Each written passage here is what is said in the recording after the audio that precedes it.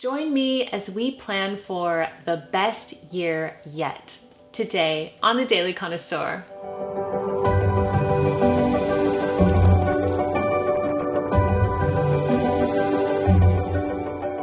Hello everyone, Jennifer here, and welcome back to the Daily Connoisseur, and Happy New Year!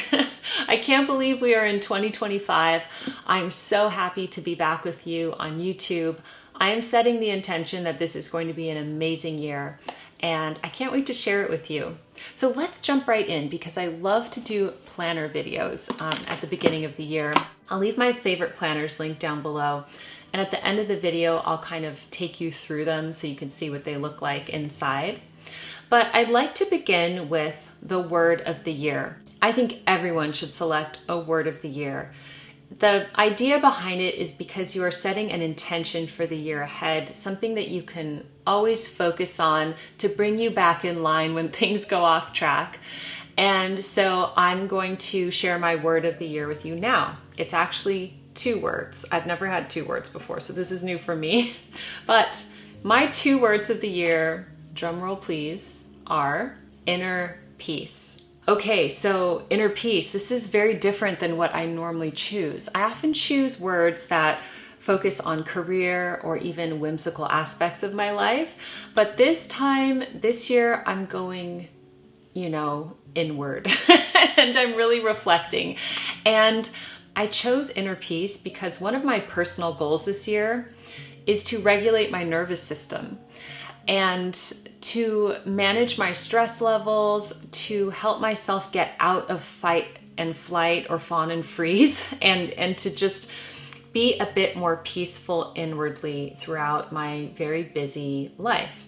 So inner peace spoke to me so much because I'm going to have this at the forefront of my mind. I'm writing this in my planners, and I will hopefully always be reminded that I need to be present and move back to inner peace. So when you're selecting a word of the year, I highly recommend you think about what you desire. What do you want? And what word can capture that for you? Or words, because I chose 2 words. I would love for you to leave your word of the year in the comments down below, so people can get ideas. But I'll tell you what my short list was, because it took me a while to come to inner peace. These were also words that I considered for my word of the year: intentional, harmony, mindful, and intuition. I felt like those were also really good. So you could always write those on your word of the year page as well, just to just keep you on track for what you're looking for this year. So I'm always going to be looking to bring myself back to inner peace, no matter what's happening around me or what's happening internally. As long as I can get to that state, then that is meeting my goal for 2025. Okay, so now that we've set our word for the year, let's talk about staying consistent with your planner, because I know a lot of people struggle with this. January, they're on fire for their planner and they're writing in it every day. And then in February, it kind of trickles off. And then March, April, you just stop using it entirely. And I hear this a lot. And actually, this used to be me as well. But now I've come to the point where I can't do without my planner. I really do use it every single day. And the main reason why this is because I write my to-do list in my planner, and I write it the night before, and it's become a habit. And if I don't do it, I'm just thrown off and I don't know what to do, and I have a day that's a little bit chaotic. So if you make your planner something that is essential to you, essential as brushing your teeth, like you would never even consider not brushing your teeth. It is such an ingrained habit that it's just absolutely non-negotiable. Like you have to brush your teeth, right? So you want to make your planner the same way. And what I would do is get into the habit of writing your to-do list the night before. And I can go into more technical details about using your planner. I also have other videos in the past where I've shared some tips on this. But that's what I want you to do if you are one of the people who fall off from using it and want to keep using it the whole year. Is to really make it a habit, make it a ritual, write in it the night before your to-do list for the next day, as you go about your day, check off your to-do list. That's like the very basic Planner 101, okay? And we can get more into that later on. So I do think using your planner every day is going to help make this the best year ever for you. But I'd also like to take it a little bit deeper now and talk about personal goals. I'm going to share my personal goals with you. And most planners have a page at the very beginning where you're able to write down your goals. I highly recommend you writing them down, with pen and paper in your planner rather than digitally, which you can do as well. But there's just something about writing it out that is very powerful. Now, I'm just going to share my personal goals with you in this video. I'm not sharing family or career goals, so keep that in mind. This is just for me. And I wanted to share this because it's in alignment with inner peace, which is my word of the year, or words of the year. So my first personal goal is to be present. I want to be very present in the present moment as much as I can, aware, because I tend to disassociate if I'm stressed or upset or overwhelmed. So I want to bring myself to the present moment, and that's a big goal. The second goal I have is to be authentic. Of course, we all want to be authentic. I want to be authentic with how I express myself, how I speak, how I interact with other people. The next personal goal I have is to live beautifully, which I aim to do anyway, and I do feel that that's like a big part of my life, is living beautifully. But I want to continue that in 2025 and even further explore what that means to me, not just aesthetically, but beautifully internally with ideas, beautiful thoughts, and all of that. The next personal goal I have is to produce beautiful content. Now, of course, that means for you on YouTube, with my writing, with my YouTube, with all the content that I create, I have a goal to make it beautiful and meaningful.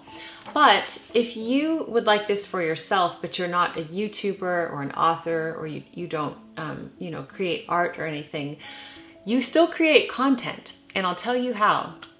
If you cook dinner, if you clean your home, if you are a homemaker, if you go to work and produce things there, you are creating content.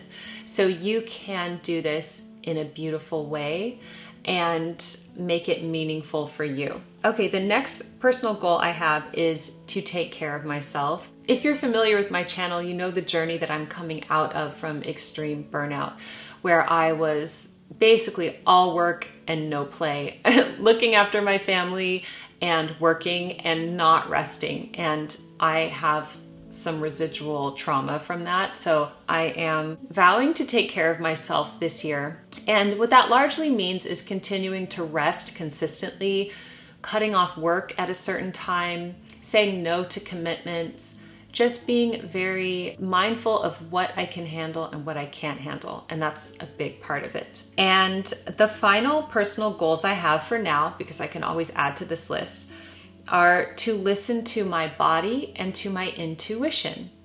So it's like if my body is shutting down or I'm really stressed and I'm feeling it, that is my body yelling out to me to stop, okay? And my intuition, which tends to always be spot on.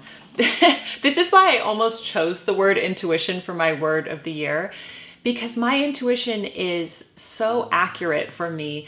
And I can't tell you how many years I've just ignored my intuition on things and then realized it later. So as I get older, I'm just thinking, you know what? Intuition is like a built-in alarm to warn you or to encourage you. And it's like, we have to listen to it, okay? I could do videos on all of these subjects. If there's one in particular topic that you are really interested in, let us know in the comments. All right, now let me show you my planners for 2025 and how I intend to use them. All right, so the two planners that I love are the Day Designer and Planned and Proper. And they're different. I mean, the thing about both of them is that they're both high quality. They have these amazing metal spirals. and they're beautiful. They have beautiful covers. The differences between Day Designer and Plan and Proper are not that big, but the Day Designer has daily quotes, which I like. Plan and Proper allows you to do things like track your water intake, which I love. So they have that, and daily gratitude goals, that type of thing. It's just a matter of what you prefer, but they're both really good. So I highly recommend both of them. But I do love the quotes on the Day Designer. Like, for example, on this day, it reads, "The two noblest of things, which are sweetness and light." Jonathan Swift. I love that. So those are the two planners that I plan to use. I tend to use Day Designer for everyday things, and I do work schedule stuff in Planned and Proper. And then I am going to be using the Day Designer notes for my content creation notebook for 2025.